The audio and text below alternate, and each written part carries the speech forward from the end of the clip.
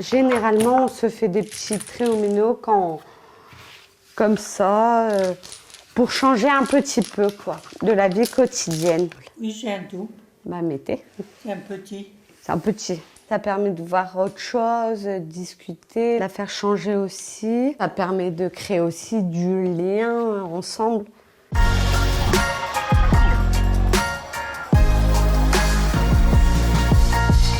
Là, je suis en train de préparer le repas du coup pour le midi. C'est poisson pané avec du riz ce midi. Ça peut être des courses, ça peut être du ménage. Dans l'aide à domicile, en fait, il y a beaucoup de sortes de tâches qu'on a au quotidien. Louis, Oui. on va manger ? Oh non. Aussi un petit peu. Dans cette famille, j'arrive le matin vers 8h55. On finit cette famille à 18h30. Du coup, on reste une journée chez eux. Ils ne peuvent pas se nourrir tout seuls. Ils ne peuvent pas prendre leur café tout seuls. On est obligé d'être présent. Après le dessert, il y a toujours le petit café.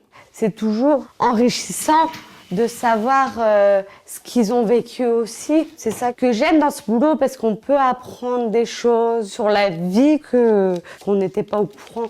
On se sent utile pour la personne, on est présent s'ils ont un petit coup de mou, on est là pour leur monter le moral. On voit au fur et à mesure quand on travaille avec eux, quand ça va et on voit quand ça va pas, quoi.